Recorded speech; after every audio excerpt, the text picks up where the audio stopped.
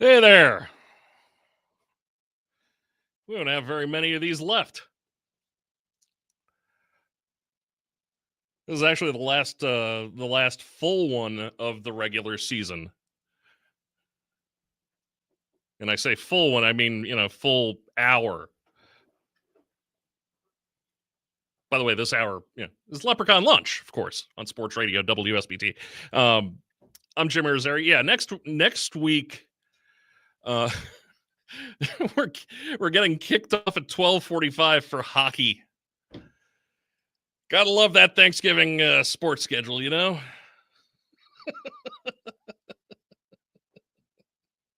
hockey. So, um, I don't even remember who they're playing either. It'll come to me. Um, anyway, hope you're well. Hope you don't have any sort of craziness going on in your house heading up to Thanksgiving. Anyway, um, for me, my wife got sick, which is always helpful. Around the holidays, always helpful. Um, like kind of, sort of, like more just like a sniffle than anything. But like every night this week, she's just been milking it for all it's worth. Hilarious. So anyway, hope you're well. A preemptive happy Thanksgiving because um we're before the actual Thanksgiving. If it sounds like I'm kind of just all over the place and kind of meandering a little bit, I am, because this week was supposed to be like it just felt like it was supposed to be more of something. Like senior days tomorrow. It's last home game of the season, regular season anyway. Who knows what the playoff may hold. But for all of the pageantry and the events leading up to senior day and all that stuff, I just wish that there was actually a game worth a damn to come after it. 2 or 3 months ago, that wasn't the issue. That wasn't going to be the case. It was at least going to be interesting. There was at least going to be some level of interest because it was supposed to be Steve Angeli's return to Notre Dame. Of course, as you remember, taking back that trip back in time and all. Steve was in the quarterback competition in spring camp, which, if you forgot, it was a 3-man race when it started. Steve had experience as his main selling point. He was behind Sam Hartman in 2023, appeared in 9 games there during the season, mostly garbage time, but still threw 4 touchdowns. Sam declares for the draft, sits out the Sun Bowl against Oregon State. Fun fact, if you don't remember back that far even either, so did most of Oregon State. Great favor, guys. But Steve got the start in that game, did very well, threw for 232 yards, 3 touchdowns. Like I said, Oregon State had damn near nobody. It probably would have been more even had it been like a 7-on-7 game. Coaches left, players transferred out, all that stuff. But still, Steve's performance that day made people around here, kind of go, Team Angeli. 2024 came around. They brought in Riley Leonard through the transfer portal. Definitely a good move. I don't think anybody, disputes that. I mean, look at what happened last year. Also, let Steve, get a little bit more seasoning in that quarterback room as the QB2, as the guy behind Riley Leonard, who, 5th-year starter, so or at least multiple year starter at Duke. He was called on to replace him at the end of the first half in the Orange Bowl because Riley Leonard had to go through concussion protocol. That game changed. Like Notre Dame was down 10-0 at that point. Steve goes 6 for 7, 44 yards, helps the Irish get a field goal heading into halftime. And then that gave Notre Dame a little bit of momentum heading into halftime because they were going to be getting the opening kickoff to the second half. And that's where they tied the game and just looked like a completely different team, quite honestly. Looked like they had finally woken up. But without him playing as well as he did, do they get that field goal? Who knows? So heading into spring camp this year, it was Steve Angeli, it was CJ Carr, it was Kenny Minchey. Steve didn't play up to the level set by CJ and Kenny. Marcus Freeman told him so. And Steve, probably saw that writing on the wall anyway. But, transferred to Syracuse. And, of course, everybody went and ran and looked at the schedule and went, oh! Because Syracuse was on the schedule for senior day. And I mean, if it provided any sort of chip on his shoulder, if it gave him any sort of, I'll show them type of mentality, it was certainly working. He beat out LSU transfer Ricky Collins for the starting job at Syracuse. So that right there kind of made things a little bit more interesting because, hey, here's a guy who kind of helped save our bacon in one of the playoff games last year, going against us. Okay, all right, I'm listening. And through 4 games this season, he was 3-1. Orange looked pretty good doing it too.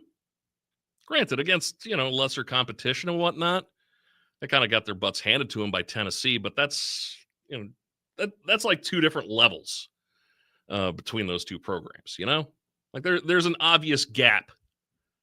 But even in that game, he looked solid. He looked like a competent quarterback, which is really all you want out of a quarterback, isn't it? 10 touchdowns, just 2 interceptions through 4 weeks. He was second in the FBS, second in the entire FBS in passing yards with 1,316 through 4 weeks. He was putting up some damn good numbers. And then Clemson had to go and break him. Thanks, Dabo. You jerk. Actually, it's not really even his fault. Non-contact injury. Tore his Achilles, and that was that.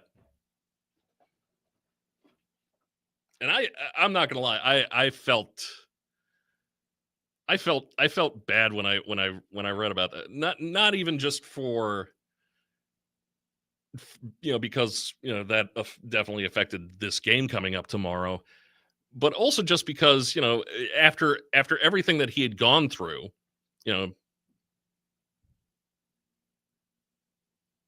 losing out at Notre Dame, having to transfer to Syracuse, winning that job, playing as well as he was, that's just how can you not also feel that kick in the pants, that kick in the front of the pants. Kick in the back of the pants is good. Kick in the front of the pants, no bueno. Tore his Achilles, that was that. Syracuse hasn't won since, and they've looked god awful. they've made losing like there's different levels of losing.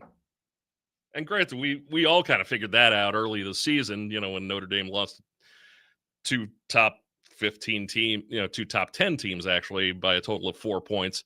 And then, when one of those teams decided to bomb out against 2 unranked teams, and then, pitch just, yeah, we should be high. Yeah.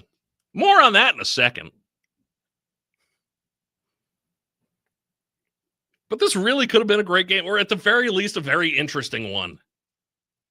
One that people would have gone, for a season finale, for a senior day game, that one was pretty good.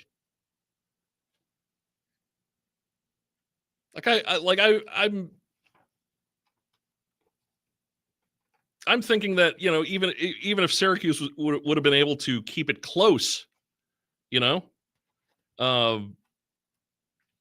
then like at least people are going, huh, okay, I remember this. I never thought Steve Angeli was a bad quarterback. That kind of proved it, So instead, now basically Notre Dame has to worry about beating the Orange far enough into submission that the CFP committee just can't drop them down the ranking. Like at the very least, holding them steady at 9. Don't expect a whole heck of a lot of movement in that top 12 either this week, unless stuff hits the fan. Like Georgia loses to Charlotte type of stuff hitting the fan, Yeah, well. Marcus Freeman spoke Monday about hopefully being able to see Steve at the game tomorrow. It's unknown if he's traveling with the team to South Bend for the game, any of that. But Marcus Freeman had some comments on Monday.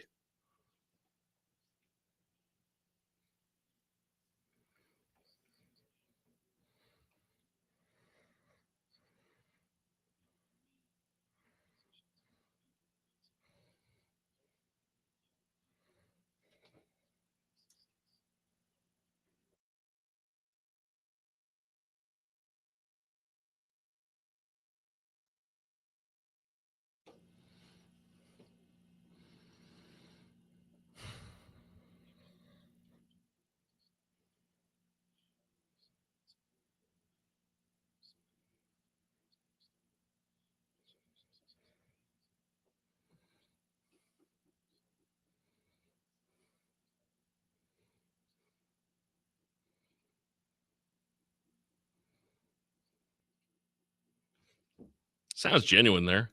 And I don't think there's any sort of ill will from Steve Angeli either. He was like, hey, think that's what happened. And,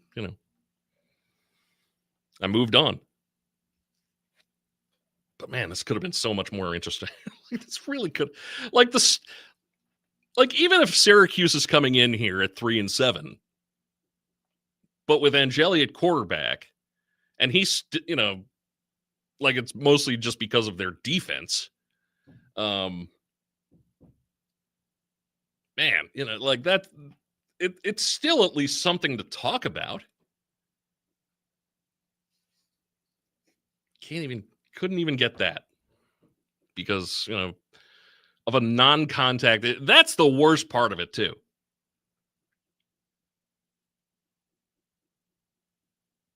Missing out on really a solid college football season because of a non-contact injury. Like I can't even imagine that. I can't even imagine how much of a heartbreak that's got to be, At least I think it would be a heartbreak anyway. What do I know?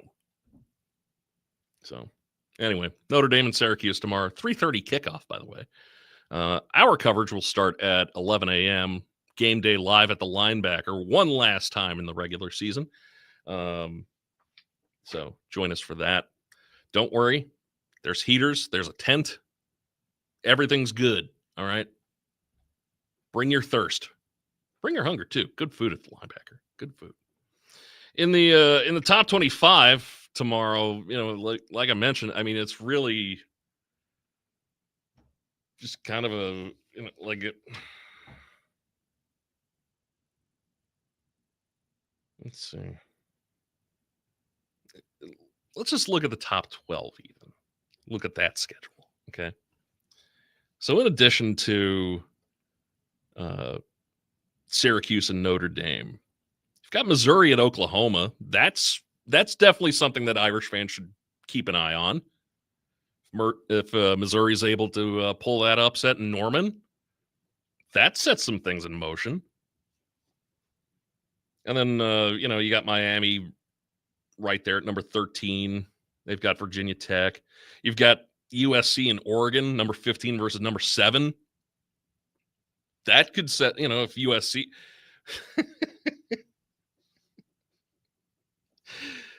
Notre Dame has to root for USC tomorrow, I think. I think that's how convoluted everything is getting because of this damn playoff. But we got to root for USC this weekend to beat Oregon because Oregon's sitting at number 7. And if Oregon takes a tumble, all of a sudden, Notre Dame's hosting another playoff game.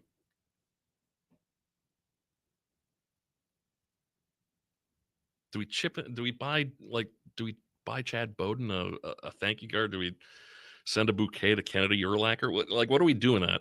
Some chocolates or something? I don't know. Looking elsewhere too. Utah at number 12 right now. They're hosting K-State.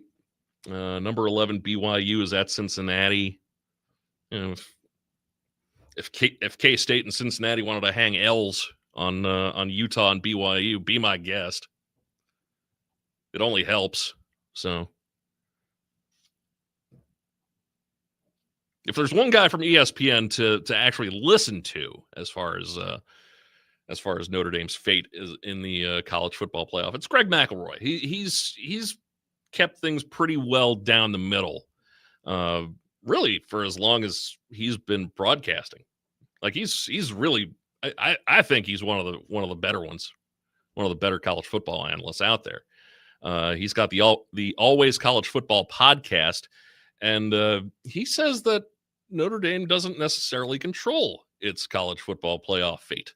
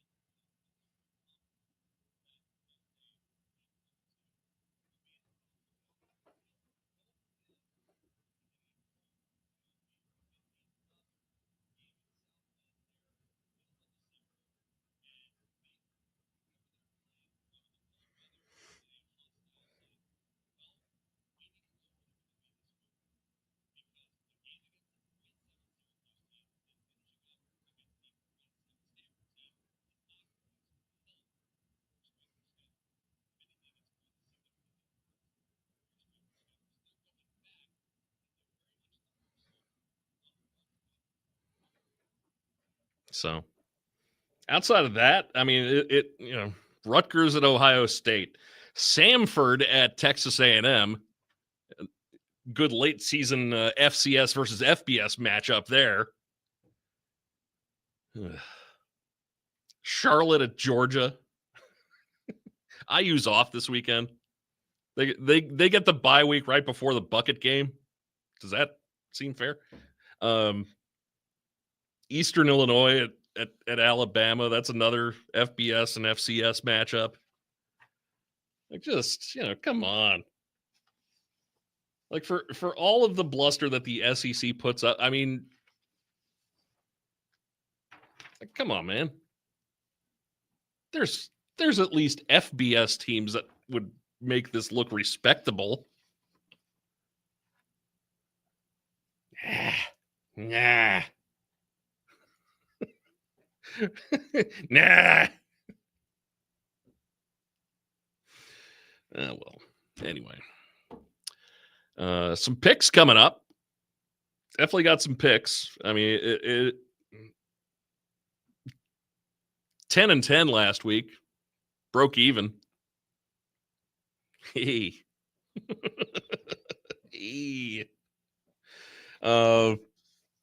But yeah, like there's just like so few good matchups to actually talk about this weekend.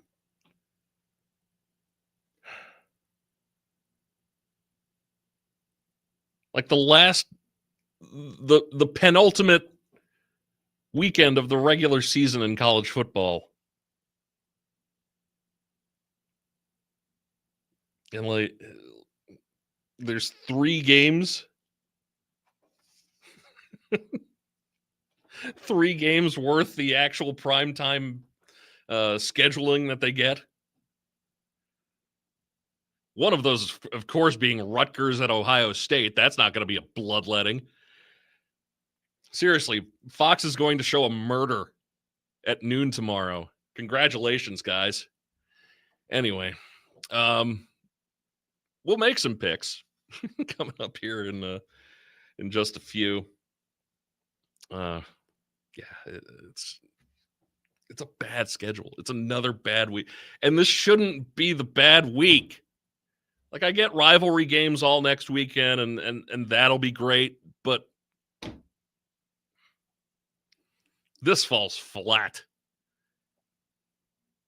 Like, I'll go down this whole schedule, and you tell me if I'm in the wrong here, okay? That's coming up on Leprechaun Lunch, Sports Radio WSBT.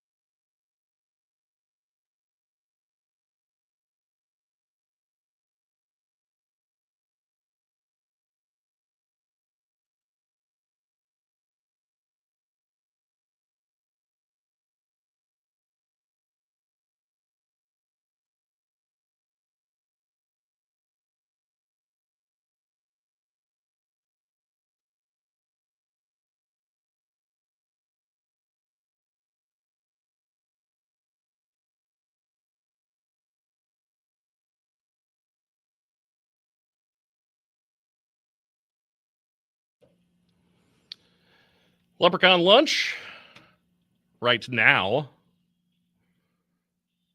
brought to you by State Farm agent Tim Growl. For all of your insurance and financial needs, give Tim's agency a call at 574-232-9981. Speaking of Tim, tomorrow on game day, live at the linebacker starting at 11 a.m. Heated in the tent. Don't worry. Bring your coat anyway. You'll need it at the game. Duh. But yeah. Fighting Irish Tego. We've got the Irish Beatdown segment, which has been more fun than I thought it would be, and plenty more to come on game day. And then tomorrow, the network takes over. The Notre Dame Radio Network takes over at 2:30. Kickoff at 3:30. Once the network is done, I've got ND overtime 7:30, 8 o'clock, something like that. So all of the sound that you could possibly stomach. Press conferences, all that stuff. So all tomorrow. Nobody does game day like us, damn it. And I mean that. I sincerely mean that. Let's see. Earlier this week, it might have been yesterday, but yeah, Jeremiah Love was on the Pat McAfee show. Senior day tomorrow. Get to your seats early, by the way, for all the pregame stuff that goes on. Show your appreciation. Are they honoring Jeremiah Love, though? It would probably be a big headline if they did, if they were, they'd probably, would be if they, if he trotted out during the senior day intros, it could be it for him at Notre Dame Stadium. You don't know. Could be it. I'll be amazed if he's back next year. Genuinely amazed. Hell, I'll be amazed if Jadarian Price is back next year too. Let's just throw both of them in there. Although with NIL, who knows? Who knows? Anyway, J Love was on the Pat McAfee show this week talking about how this year's team feels compared to last.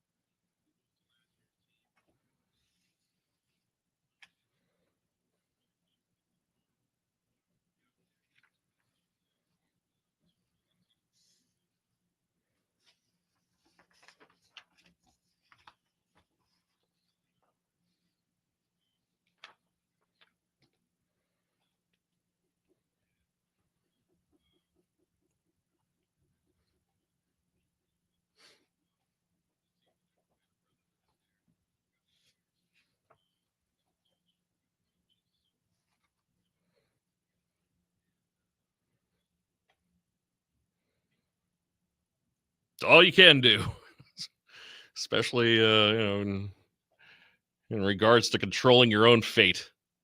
So anyway, 10-10 last week, breaking even, hitting 500, hitting double-digit wins though. Hey. Let's go down this top 25 schedule, by the way, real quick. So you got Syracuse at Notre Dame. Number 22, Missouri at number 8, Oklahoma. Okay, that could mean something. Number 13, Miami at Virginia Tech. Number 15, USC at number 7, Oregon. That should be a good game, too, anyway. K-State at number 12, Utah. Number 11, BYU at Cincinnati. Number 18, Michigan at Maryland.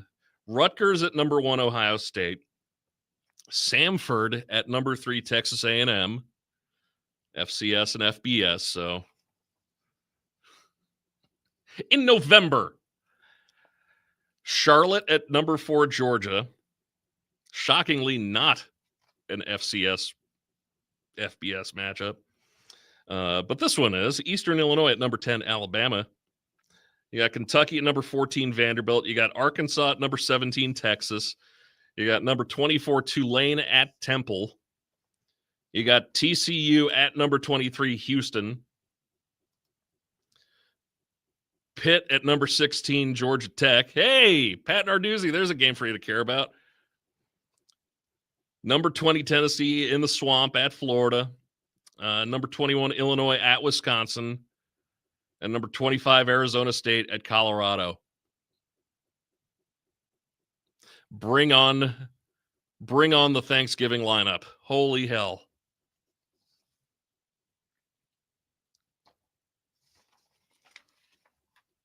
Okay. 1, 2, maybe 3.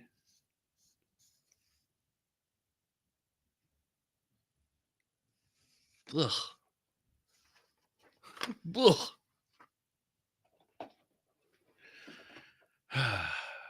Still a chance to win some dough, though.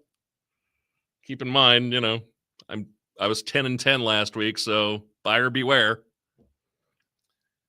The total for Syracuse and Notre Dame tomorrow is 50.5. I think we're going to go over that tomorrow, and I think that's got to be mostly Notre Dame doing that. Like, if Notre Dame's not responsible for 40 of those points, could be an interesting Tuesday. Number 22, Missouri at number 8, Oklahoma. I think that's not going to be a necessarily defensive battle either. 42.5, the number on that one, too. So I think we're going to go over there. Number 13, Miami. You heard them complaining all damn week about being ranked lower than Notre Dame, even though they beat Notre Dame early on. Well, first of all, if you don't want any sort of, if you don't want people to even think that you're not good enough to be in the playoff, don't lose to Louisville and SMU when they're unranked, okay?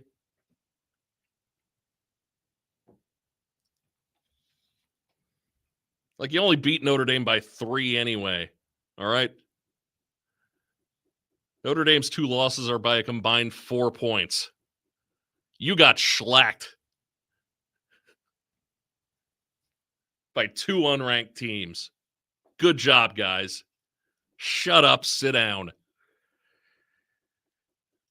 Virginia Tech and the points. That's an 18.5 point spread there. Virginia Tech and the points. Because I can see Miami just blowing it. Put that on your tape. Distribute it around South Florida if you want. I don't care. Va-Tech, baby. Got to play well for the new coach, Even though James Franklin isn't coaching the team. But, you want to impress the new guy. Number 15, USC at number 7, Oregon. One of those actual good games tomorrow. And it just screams points. Just screaming points.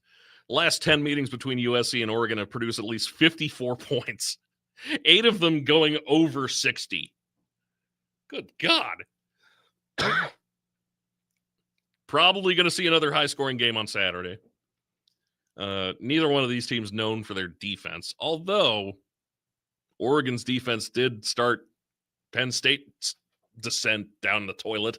So the issue that USC faces is it struggles to stop the run, which we know all about here. The Trojans are allowing close to 170 yards rushing in their last 3 games each. When the Ducks are able to run the football, it sets everything else up that they can do offensively. It lets Dante Moore make big plays down the field. If Oregon gets the running game going early, USC's defense is in for a long day. And I expect Oregon's offense to have probably one of its best performances of the season. Because, they're trying to impress the committee, too. They're trying to move, maybe somehow get into that top 4 land. I don't know. Who knows? I don't know.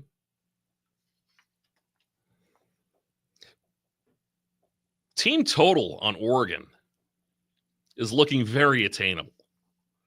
34.5. So take that. Take Oregon's team total going over 34.5 points. Because like I said, produce at least 54 points in the last 10 meetings, 8 of them going over 60. One of these teams is getting the 35 points. More than likely going to be Oregon, too. K-State at number 12, Utah, a 4 o'clock kick. Of course, they put, one of the best games on against Notre Dame, and when we're all going to be watching that one. Thanks. K-State at number 12, Utah.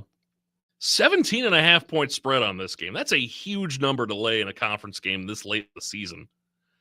But I think there's enough of a gap in recent form to think that this game could get a little sideways. K-State's 5-5, clearly hasn't had the season that it expected. Now faces its second straight road game in one of the toughest places to play in the country. Utah's home field advantage. Whew. The Utes have put up 45-plus points in three straight Big 12 wins, winning each of those games by at least 27 points.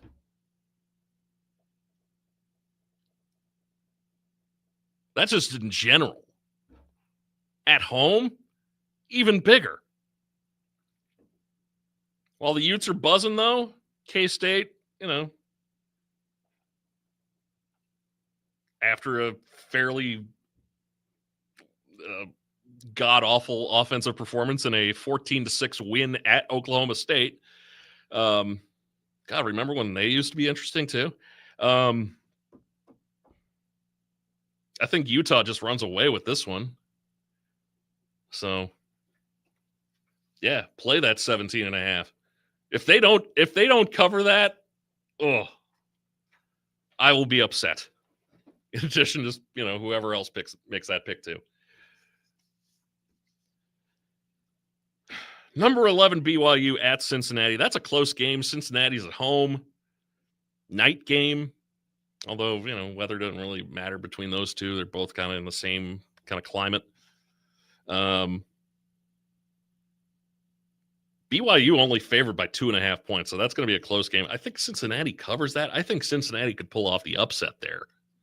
So that would be a little helpful in a way. Number 18, Michigan at Maryland. I think Maryland covers that 14.5 point gap there. Michigan's offense, Underwood is kind of up and down, kind of streaky. If he doesn't have a good game, that's a defensive struggle, which plays right into Maryland's game. I also think Rutgers covers 32.5 points tomorrow at number 1 Ohio State. Ohio State, they're, until somebody comes along and beats them, yes, they deserve to be number 1. Okay, fine. But man, they let the foot off the gas early, don't they? This game could be decided by halftime very easily. We're kind of banking on it, really. But 32.5? I think I'm not going to be surprised if this one ends 38-10. That's all I'm going to say. 38-10 thanks to a garbage time touchdown. I'm just saying. Samford at number 3, Texas A&M at noon. No numbers there because, obvious gap. FCS, FBS, all that. Georgia's giving 44.5 tomorrow against Charlotte. And I think they're going to cover that. You talk about bloodlettings. At least they're putting that on, I think, the SEC network tomorrow. I think. I'm not sure. I think it's on the SEC. Either that or ESPN2. They're kind of burying that one a little bit. Kind of hoping nobody sees a murder happen. So, Eastern Illinois at number 10, Alabama at 2 p.m. Another FCS, FBS. Number 14, Vanderbilt hosting Kentucky at 3:30. Vandy favored by 8.5. I think they cover that. Kentucky, another one of those teams that has not had the season that they thought they were going to have. I think Mark Stoops is kind of playing for his job. I don't think he's got the talent to help keep his job either. So, Kentucky's 500. I think Vanderbilt's just a better team. They got a better quarterback. So, Arkansas is at number 17, Texas. Texas favored by 8.5 points. I think Texas covers that game pretty well, pretty handily. Number 24, Tulane at Temple at 3:45. Temple has had 2 weeks to prepare for this revenge game against Tulane. Tulane beat the Owls last year 52-6. This will be Tulane's third road game in the last 4 weeks. Tulane lost to UTSA, Texas San Antonio on the road, 48-26. It's the most lopsided defeat. Temple defeated UTSA as 6-point home underdogs. The Owls are 7-3 against the spread this season. Need a victory to secure win number 6, which of course gets them into a bowl game. While they may not win, I think getting 8.5 points or 9.5 points seems like an inflated line. Don't you? 9.5. Tulane's got a bunch of players that are listed as questionable, so you don't, who knows who the hell's playing tomorrow. Their running back, Maurice Turner, their wide receiver, Garrett Mahat, tight end, LaRon Husbands, all dealing with undisclosed injuries. It's kind of like a hockey game, almost. 12 players from the Green Wave currently listed as questionable. 12! My goodness. Like, can you do that, actually? Who knows? TCU at number 23, Houston at 4 o'clock. That's another close game. Houston's only favored by 1.5. I think TCU could pull the upset. Pitt getting a game that it can care about again, right? Pat Narduzzi. But they're 2.5-point underdogs at Georgia Tech. I think Georgia Tech's going to win that game. Number 20, Tennessee at Florida. Like, you would think that that's going to be all offense. 57.5 points is the point total on that one. Take the under on that. Florida's defense not terrible. Tennessee's kind of up and down, and they're on the road. Like in Knoxville, I'm taking the over in this game. In the Swamp, though? Number 21, Illinois is at Wisconsin. I think Wisconsin, playing for a little bit of home pride there. That season fell off the whole, like, just shot off, like rocketed off the rails. Wisconsin's getting that 8.5 points. I think they cover that tomorrow night under the lights at Camp Randall. I wouldn't mind seeing that. Of course, Notre Dame and Wisconsin is at Lambeau Field next year, so we won't get to see that. And then number 25, Arizona State is at Colorado. Colorado circling the bowl a little bit as well. 3-7. Arizona State giving 7.5 on this game. I think they cover that pretty handily in Boulder. So, to review, Syracuse at Notre Dame taking the over between Missouri and Oklahoma. Virginia Tech covers. Oregon goes over 34.5 points themselves. A team total bet there. Utah covers. Cincinnati covers. Maryland covers. Rutgers covers. Georgia covers. 44 and a hook. Vandy covers. Texas covers. Temple covers. TCU covers. Georgia Tech covers. Tennessee and Florida go under. Wisconsin covers there. And then Arizona State covers against Colorado. So here we go. We'll talk a little NFL coming up. All the games that matter around here are all 1 o'clock games.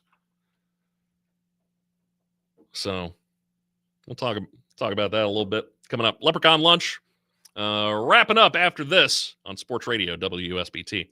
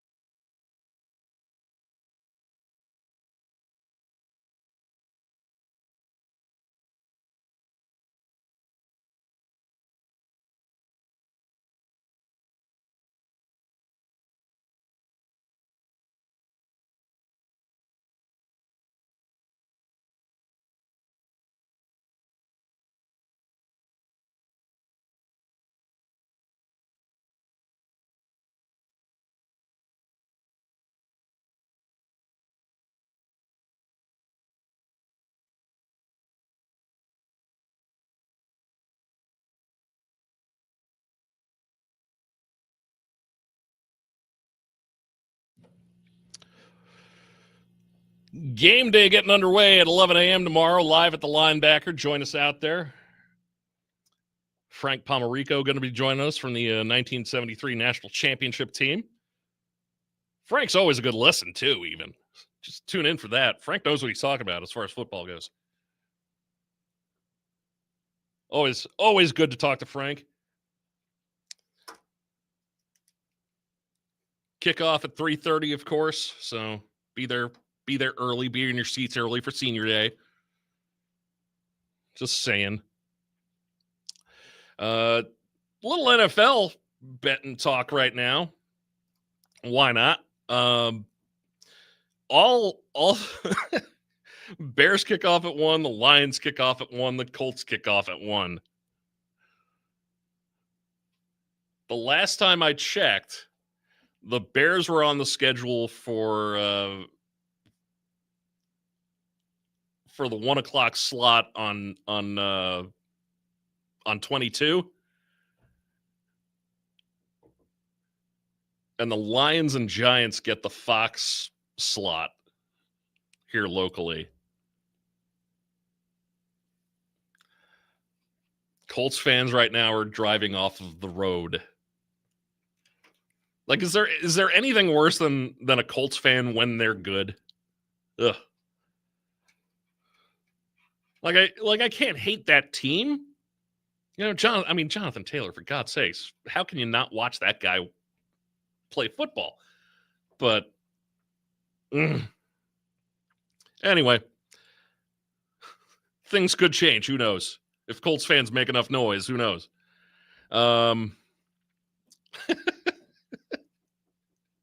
You never know. Anyway, let's start with the Steelers and Bears. Unclear if Aaron Rodgers will suit up. As a Bears fan, aren't you kind of rooting for that? I mean, I'd be. Either way, I like Pittsburgh catching a full field goal against the 7-3 Bears. Like, the Bears, they lead with a plus 16 turnover margin, which is insane. And they've been outscored on the season. How does that work? Mason Rudolph, experienced backup. He can limit mistakes. Steelers running game should be able to find some success against a banged up Chicago defense. 3 starting linebackers for the Bears were unable to practice yesterday because of injury. Bears also give up 6.2 yards per play, which is better than only Washington and Cincinnati. Ugh. Yeah, Pittsburgh, this will be another close one. It's going to be another, comeback kid Bears victory if that happens. So, but I like Pittsburgh covering those points at least. That 2 in the hook. The Giants travel to Detroit to take on the Lions at 1 o'clock tomorrow. 3 rules here that you should live by. Never play cards with a guy who has the same first name as a city. That's 1. Never date a woman with a tattoo of a dagger on her body. That's 2. And the 3rd rule is never blink when the Lions are double-digit favorites at home against a bad secondary coming off of an embarrassing primetime loss. You live by those 3 rules, and your life will be fine. Seriously, like the Lions are going to smash this one. This line is going to move up, too. It's at 10 now. Started at 10.5, so the fact that that dropped that half point, a little surprising. But word just coming out, too, the Jackson Dart experience going to be on the bench this week for the Giants. So that means more Jameis, which means more dumb interceptions. Seriously, if anybody has Jameis Winston as your fantasy quarterback, what are you doing?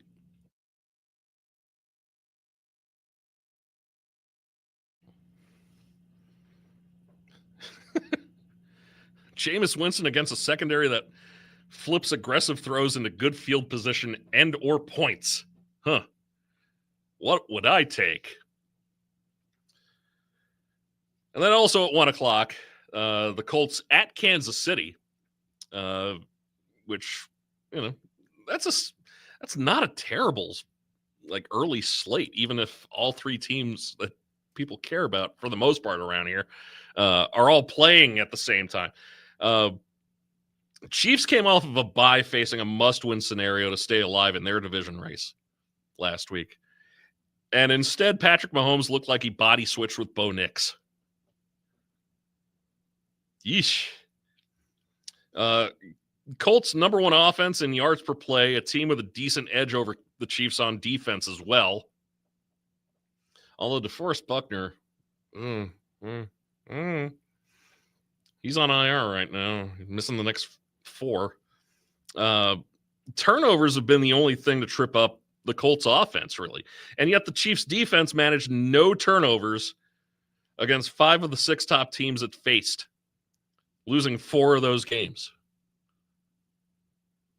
This is not your brother's Chiefs team. This game should be close no higher than 3 anywhere, really. Mostly seeing Colts as 3.5-point underdogs here. And there's just something about the Colts in Kansas City that I don't understand why they're so successful at it. I don't understand. So Colts in the points tomorrow. All right. You heard it from here. Anyway, see you tomorrow, 11 a.m. Game day gets underway then, live at the Linebacker.